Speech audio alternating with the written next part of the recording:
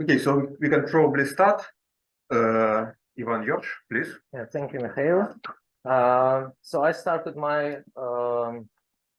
contract with ACTP in the middle of March. I'll briefly tell about some of the projects which I've been doing within this period of time. So in contrast to what Ivan told, I'd rather tell about the projects in which other participants were not involved, other participants of the ACTP. But well, there are projects with collaboration, but the projects I will tell about are rather not in collaboration. So these are just these three projects, and the first project, actually, I gave a seminar on that within the like ACTP seminar, and this is still a work in progress, and it's dedicated to the optical excitations of collective or Leggett modes in multi-band superconductors. And well, what I told about the seminar was like we kind of suggested proposition that you could actually relate the number of the in-gap collective modes of a multi-band superconductor to the number of the stable phases, stable ordered phases in the system. And specifically, you will have, so the proposition was that you would have the in-gap collective mode. In-gap, it means in the mode which has the frequency inside the superconducting gap. You'll have in-gap mode only in the case where you have at least two ordered phases with different transition temperatures, of course. And actually, we apply this theory to the case of tri-layer graphene, where there is still some debates on the nature of the pairing symmetry, where the superconductivity was observed, but there are debates on the nature of the pairing there. And actually, we suggested that by probing the optical response of this material, you could actually get some information on the nature of the pairing symmetry. So, but this was the status at the end of May, where I gave this seminar in ICTP. But then we understood that we actually, and through the discussions with Alexander Melnikov, we understood that we should include the not only the Cooper channel, but also like what's sometimes called Fermi-Leggett or exchange interaction, and how the exchange interaction will change this statement. And that's what part of what which I did here. So we introduced to the Cooper channel also the exchange interaction, made the Hubbard-Stratanovich transformation where you have like phase amplitude modulations and modulations of like density modulations, and obtain the frequency of the Leggett mode. And actually, it appears that the statement should be softened because these Fermi liquid terms can both push the frequency of the collective mode outside the gap and pull it inside the gap. So there is no one-to-one correspondence. So at this moment, we now finish in the manuscript, but well, it appears that we have to change the statements in the manuscript towards more soft one. And well, this work was done, it's being done in collaboration in condensed matter group in Leipzig. So that's one part. The other part is concerns the ultra-strong coupling regime, which was mentioned in my initial proposal for ACTP. So there are some pieces of work which Andrei will talk about ultra-strong coupling, but here I want to tell about the optomechanics in the cavity in regime of strong coupling. So what we consider is the cavity, and well, optionally, but we also decided to include the chirality to the cavity such that the two circular polarized modes have slightly different frequencies in this cavity. And there is an array of dipoles which have a preferential dipole moment.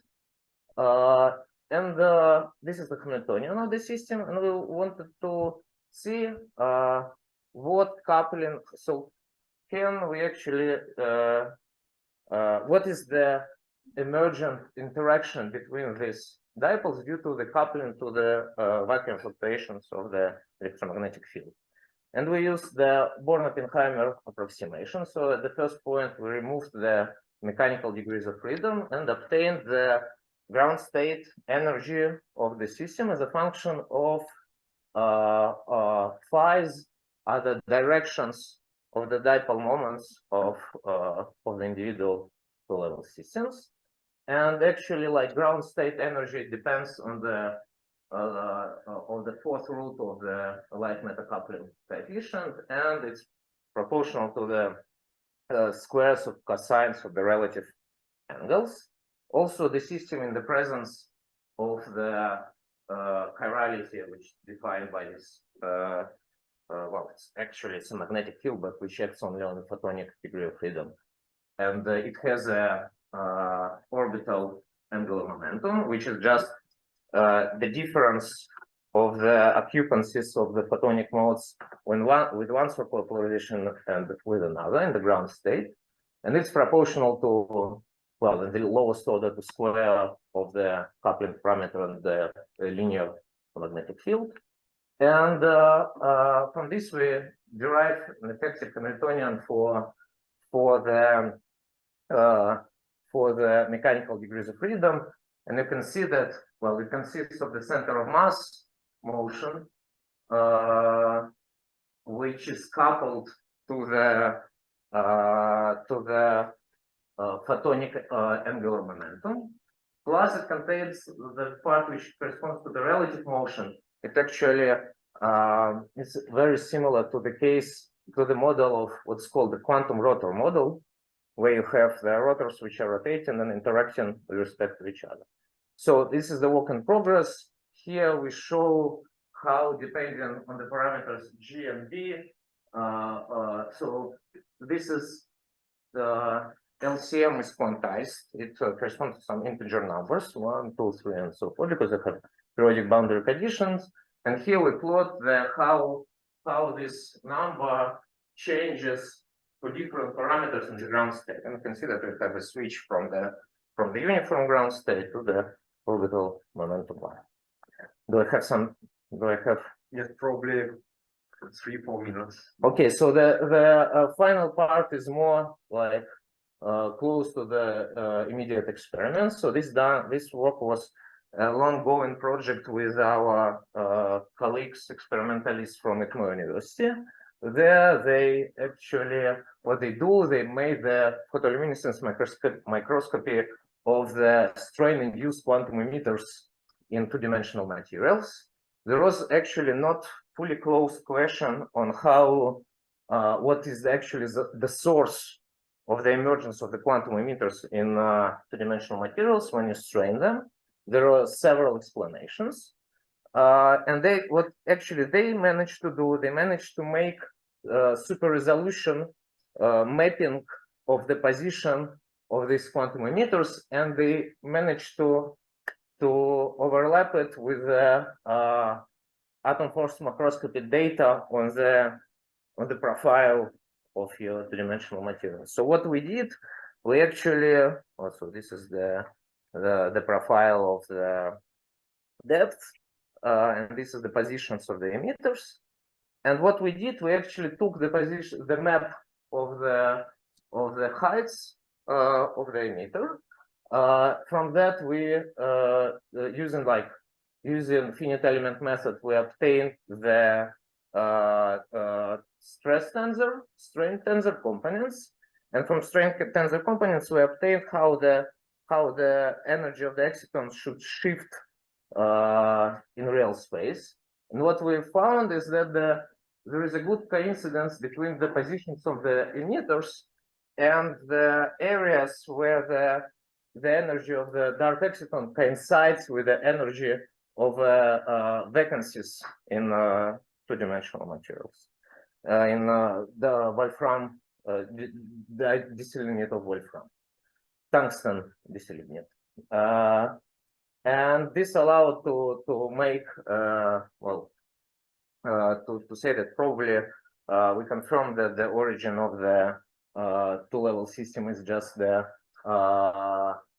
mixing of the dark exciton with the small vacancy centers in molten disilicate. And this work will together with the experiments has been recently, well, it's now under consideration in the journal. That's pretty much it. I also want to say that I participated in I made a seminar in Landau Institute in May. I'll go to ICQT conference next week, and I also participate in a conference which is MIPT co-organizes in Yerevan also next week. That's probably it. Okay, thank you. So questions, please.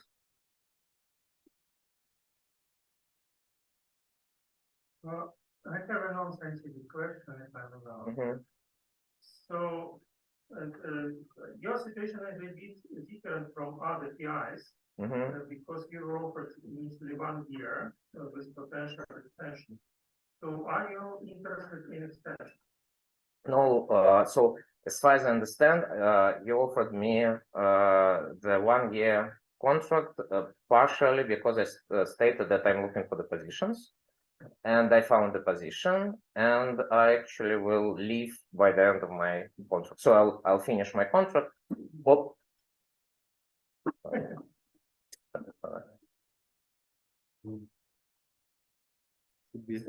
Okay, so now it is official. Yeah. So let's answer. Okay. Other questions, maybe scientific ones? Well, if it is not the case, let's thank Ivan and thank you for keeping on time. It is also important. Now we are switching from the PIs to a little bit younger researchers.